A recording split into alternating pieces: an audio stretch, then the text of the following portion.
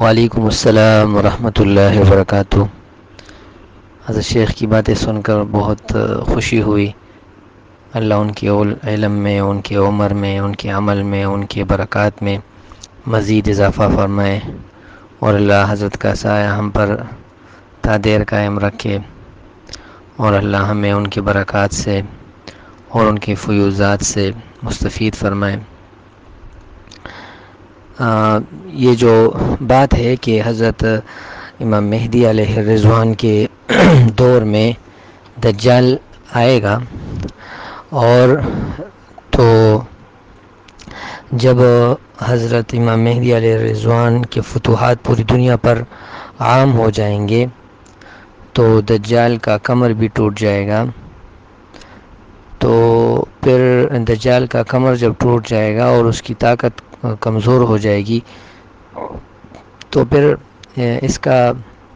یعنی ہمیں ان باتوں سے اور ان باتوں کی طرف دعوت اور ان کے ڈرانے کا کیا مطلب ہے؟ تو حضرت عرض یہ ہے کہ یہ بات تو واضح ہے کہ حضرت امام مہدی علیہ الرضوان کی حکومت آئے گی، اور تواتر معنوی سے یہ بات ثابت ہے کہ حضرت امام مہدی علیہ الرضوان کی حکومت پوری دنیا پر اسلام کا غلبہ آئے گا، جیسے کہ قرآن مجید میں تقریباً 4 آیات کی تفاسیر میں مختلف مفسرین نے یہ لکھا ہے کہ امام مہدی کی حکومت اس آیت سے ثابت ہے، لہم فی الدنیا خزی ولہم فی الآخرۃ عذاب عظیم، جسے کہ سورہ بقرہ میں یہ امام طبری رحمۃ اللہ علیہ نے امام مقاتل کے حوالے سے اور امام سدی رحمۃ اللہ علیہ کے حوالے سے امام ابن کثیر نے اور امام قرطبی رحمۃ اللہ علیہ نے یہ ارشاد فرمایا ہے دیگر آیات کی روشنی میں۔ تو اس سے معلوم ہوتا ہے کہ امام مہدی کی حکومت پوری دنیا پر قائم ہوگی، اور اس زمانے میں امام مہدی کے زمانے میں ہی حضرت عیسیٰ علیہ السلام کا نزول ہوگا، جیسے کہ صحیحین کی روایت سے ثابت ہے، کیف انتم اذا نزل فیکم عیسی ابن مریم و امامکم منکم، اور دیگر کئی روایات سے یہ ثابت ہے جیسے کہ ہمارا عقیدہ ہے۔ تو حضرت عیسیٰ علیہ السلام کا نزول بھی ہوگا، اور حضرت امام مہدی علیہ الرضوان کا ظہور بھی ہوگا، اور دجال بھی آئے گا، اور دجال سے پہلے امام مہدی علیہ الرضوان آئیں گے، اور حضرت عیسیٰ علیہ السلام کا جب دور ہوگا تو وہ امام مہدی کے بعد اور دجال کے خاتمے کے بعد حضرت عیسیٰ علیہ السلام کی باقاعدہ حکومت ہوگی۔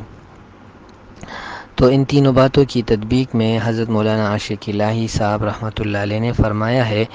کہ حضرت امام مہدی علیہ الرضوان کی حکومت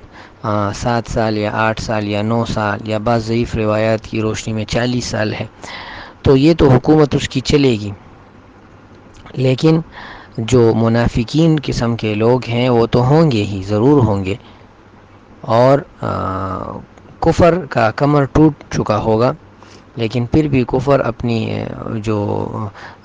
کوششیں ہیں وہ جاری رکھے ہوئے ہوں گے۔ اور دجال اس وقت آئے گا جب ایک جگہ پر وہ غصہ ہو جائے گا، تو جب دجال غصہ ہو جائے گا تو غصہ ہونے کے بعد پھر نکلے گا اور اپنی سارے لاؤ لشکر کو لائے گا،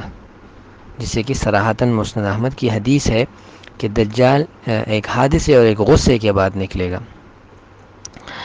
تو حضرت مولانا عاشق الہی رحمۃ اللہ علیہ نے ان حدیث میں لکھا ہے، علامہ حضرت صلی اللہ علیہ وسلم کی پیشن گوئیاں، یہ ان کی کتاب ہے، مختصر کتاب ہے فتن کے حوالے سے، اس میں انہوں نے لکھا ہے کہ حضرت امام مہدی کے آخری دور میں دجال آئے گا، آخری سال میں، جس آخری دور ہوگا، آخری سال ہوگا، اس آخری سال میں دجال آئے گا، اور دجال کا فتنہ وہ 1 سال تک 14 مہینے تک طویل ہوگا۔ تو اس فتنے کے آخر میں پھر حضرت عیسیٰ علیہ السلام آئیں گے،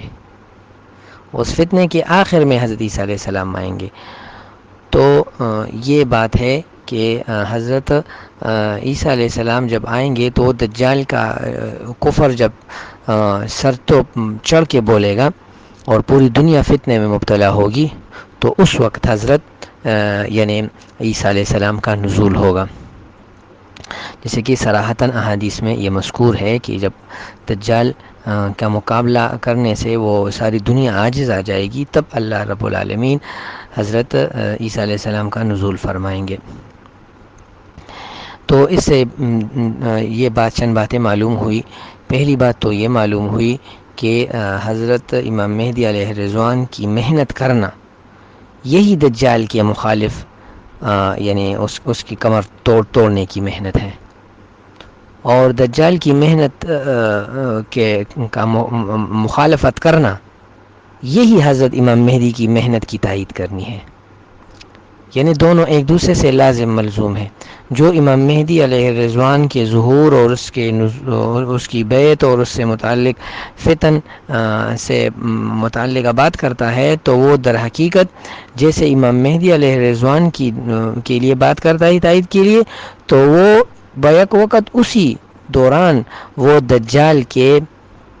مخالفت اور دجال کے فتنے کی سرکوبی کی بات کرتا ہے۔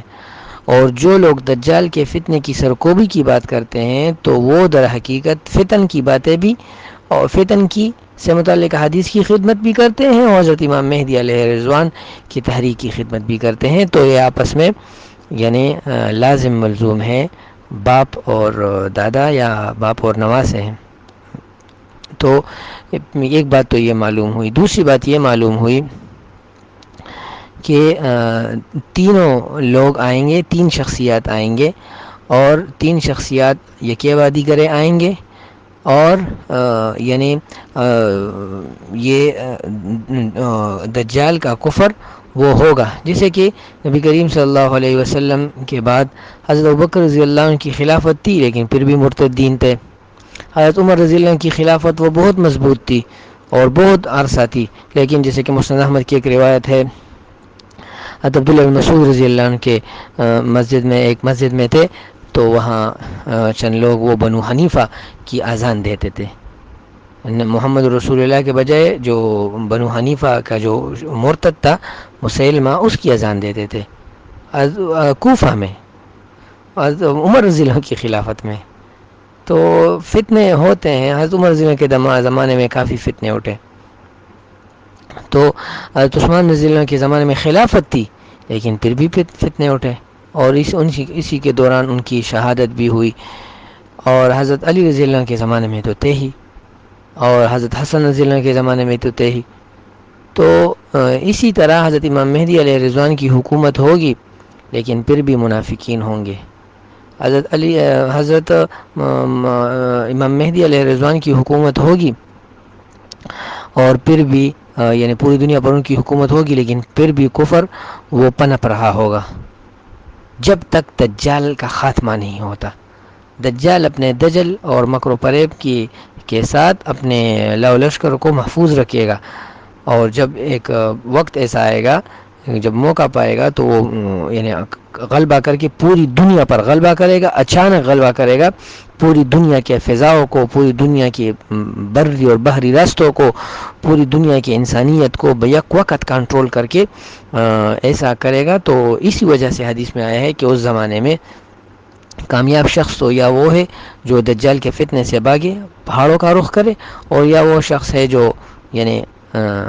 اپنا گھوڑا اور اپنی تلوار اٹھائے اور میدان کارزار میں اترے۔ تو پہلی بات تو یہ ہے۔ دوسری بات یہ ہے کہ حضرت امام مہدی علیہ الرضوان سے متعلقہ محنت وہ یہ ہے کہ جو عمومی اعمال ہیں، چونکہ نبی کریم صلی اللہ علیہ وسلم کی بعثت اور ان کی بعثت کا مقصد جس طرح تعلیم الکتاب، تعلیم الحکمہ، تزکیہ نفوس تھا، اسی طرح وَيُعَلِّمُكُم مَّا لَمْ تَكُونُوا تَعْلَمُونَ، اور حدیث جبریل میں ایمان، اسلام، احسان کے ساتھ ساتھ قیامت اور علامات قیامت۔ تو قیامت اور علامات قیامت سے متعلق جو فتنے ہیں، ان فتنوں کی ترغیب دینا، لوگوں کو ان فتنوں سے آگاہ کرنا، اور فتنوں کے بارے میں لوگوں کو ہوشیار رکھنا،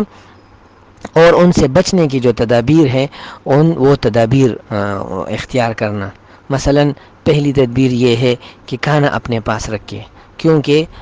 جب انسان بھوکا ہوتا ہے تو اس پر یعنی وہ اس کے لیے ہر وہ چیز کرتا ہے،